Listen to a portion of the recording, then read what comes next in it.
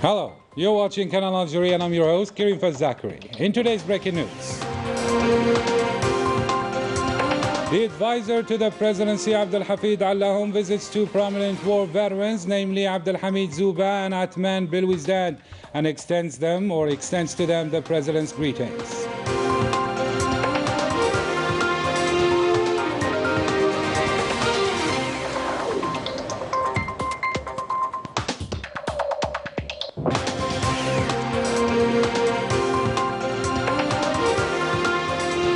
Chief of Staff of the National People's Army, Saïd Chengriha, inaugurates a new socio-medical infrastructure here in Algiers.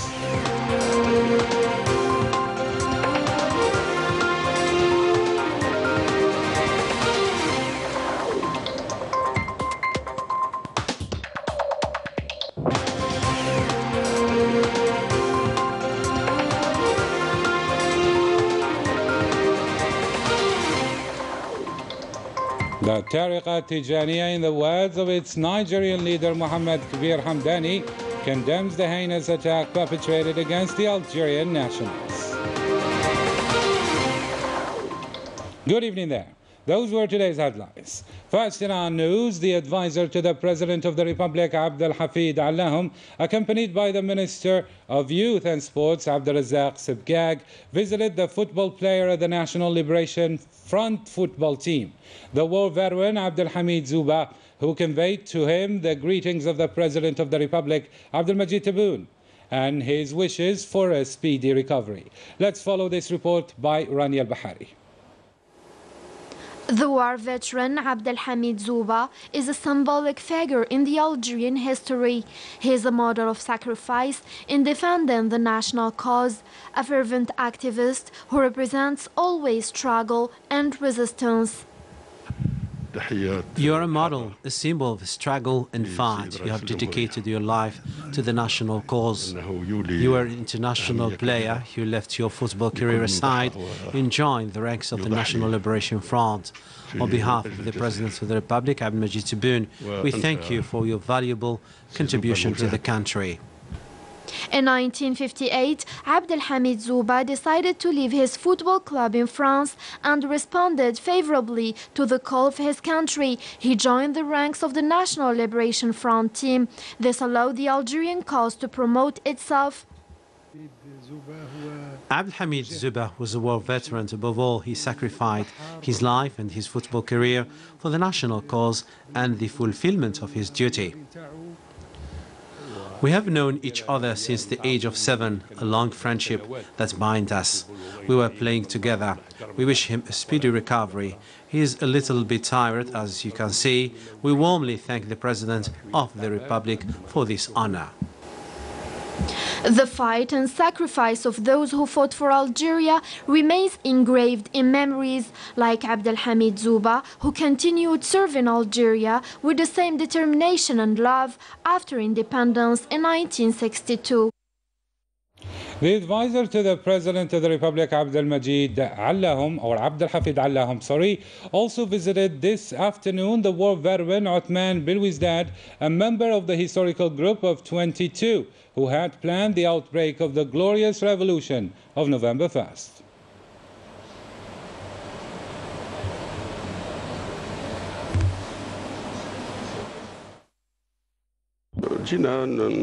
We've come here today following the request of the President of the Republic to extend his greetings to Mr. Bilwizdad, as he considers him one of the figures that helped making Algeria's history, especially as he was one of the architects of the outbreak of November's revolution.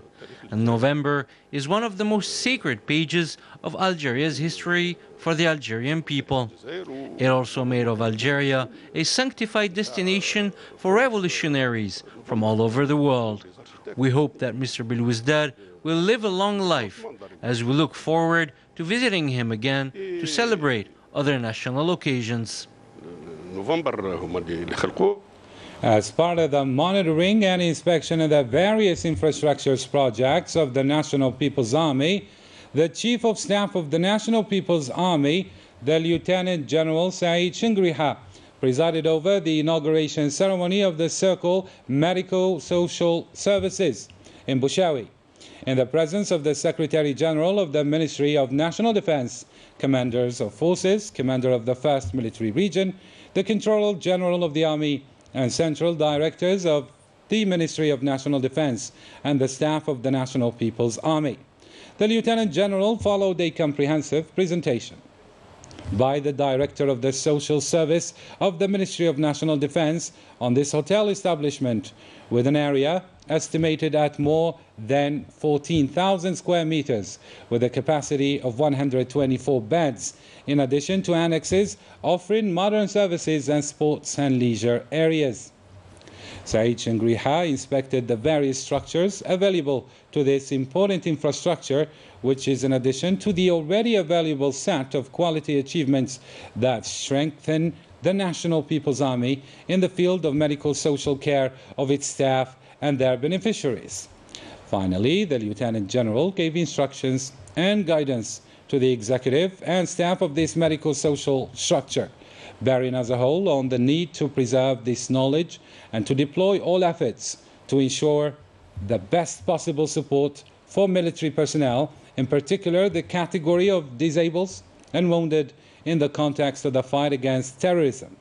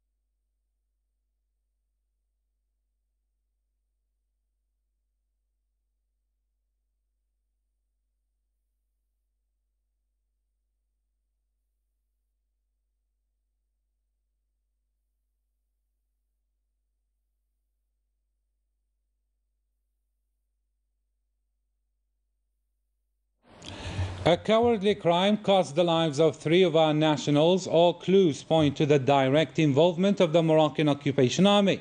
The communique of the Presidency of the Republic was clear. This 17th Moroccan provocation shall not pass by unanswered. Manal Maatha reports. There are no words strong enough to describe the deviousness of the Moroccan Makhzen, ally of the Zionist entity, after this former committed a hideous criminal act against the Algerian people on November the 1st, as 3 innocent and defenseless Algerian victims were killed while driving their trucks on the Nouakchott-Ouargla road. This is one of the countless provocations that will not go unanswered. This vile act can only be described as state terrorism.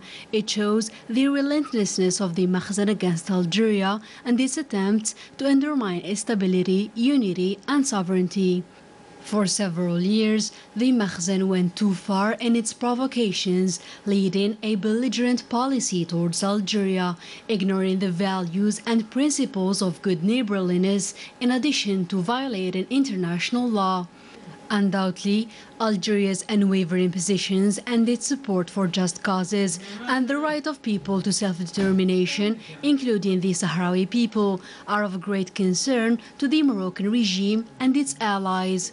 Since the Moroccan kingdom normalized its relations with the Zionist entity, it is now the playground of the hateful strategy of this latter in the region. One of the most memorable attempts was that of Hassan II in 1963 to annex Algeria's territories, Algeria, which has just won a bloody war against France. Again, in 1976, Morocco abruptly broke off diplomatic relations with Algeria, which has just, along with a few other countries, sovereignly recognized the Sahrawi Arab Democratic Republic. These hostile actions also include Morocco's collaboration with two terrorist organizations known as MAK and Rashad, which are directly related to the premeditated involvement in the forest fires that damaged several provinces of the country and in the assassination of the late Jamal bin Ismail. The Pegasus scandal also revealed the massive spying mission conducted by Morocco for the Zionist entity, unveiling once again the fact that the Makhzen is willing and ready to do anything to destroy Algeria. Following the coward assassination of the three Algerian nationals, the Foreign Affairs Minister Mtala Mamra sent messages to several international organizations, including the UN Secretary General Antonio Guterres, the President of the African Union Commission, Moussa Al-Faqi Mohammed, and the Arab League Secretary General Ahmed Abul Ghait, as well as the Secretary of the Islamic Conference. Lamamra informed these organizations about the gravity of these terrorist attacks perpetrated with sophisticated weapons remain unjustified. He concluded that Algeria can assume its responsibility as regards the protection of its national in all circumstances. Moving on, the Tariqa At-Tijaniyah condemned the attack in the words of the leader in Nigeria, Mohammed Yusuf Al-Kabir Hamdani, who added that this heinous crime may complicate more and more the situation in an already volatile region. Would make it acceptable for you to target an unarmed person who is just trying to make ends meet. This is really very bad thing, and this is something that can really make relationships deteriorate, diplomatic relationships, international relationships. All of this can get hurt by targeting of unarmed people who are just trying to make ends meet. Without a doubt, this has the nature of increasing tension in the region that is already volatile. And I think we have to treat with care in the way we handle issues in that region, because the region is already volatile and the relationships have already been drawn too apart. The Algerian ambassador to Belgium, Mohamed Hannash, reassured the Europeans that they will be supplied by the Algerian gas following the expiration of the contract with Morocco. Let's have a listen. First of all, I want to clarify that following the expiry of the contract with Morocco on October the 31st, we assured our European partners that Algeria will carry on supplying Europe with Algerian gas. This was discussed during the visit paid by the Spanish Foreign Affairs Minister to Algeria, who expressed following her visit her full satisfaction concerning Algeria's pledges. I reaffirmed to the European MPs that Algeria has never used gas as leverage over the past years. I would like to seize this opportunity to point out that gas prices depend on the international market. However, Algeria remains a strategic supplier to Europe in terms of natural gas. A plenary session was held at the National People's Assembly, or Lower House of Parliament, dedicated to oral questions. The questions pertain to the sectors of energy, housing, public works and water resources. This session was chaired by the Speaker of the National People's Assembly, Brahim Boughali. To a different story now, the local election campaign started on Wednesday, and the candidates have 20 days to convince voters, estimated at more than 23 million Algerians, according to the statement of the head of the National Election Authority, Mohamed Shorfi. Everything is ready for the smooth running of November 27th local communal elections. Candidates are racing now to sway the electorates to vote for them and for their programs. Moving on to a different topic, the members of the OPEC Plus have decided to limit the increase in their production to 400,000 barrels per day in December. despite the insistence of consumer countries who called for a greater gesture to moderate the rise in prices. The monthly production of the alliance will be adjusted upwards by 400,000 barrels per day for the month of December, announced the Organization of the Petroleum Exporting Countries, OPEC, in a press release issued at the end of a summit bringing together its 13 members and their 10 allies. The ministers of the signatory countries of the Cooperation Declaration meeting via video conference have therefore opted for continuity, choosing not to deviate from their sheet of road, stopped on July 18. The next OPEC or the next OPEC Plus meeting is scheduled for December the 2nd. Lastly, the region of El Wad was lucky to build itself around one of the most prosperous oases in the region, a great area which has certainly one of the most memorable scenery in Algeria. Our own Ines Kalou takes us there in this report. The tourist activity seems to have started, especially with the arrival of more and more tourists in the Algerian Sahara during the season. Indeed, the return of Saharan tourism during the season makes a big difference in this sector, and undoubtedly a positive indicator for the development of tourism in Algeria.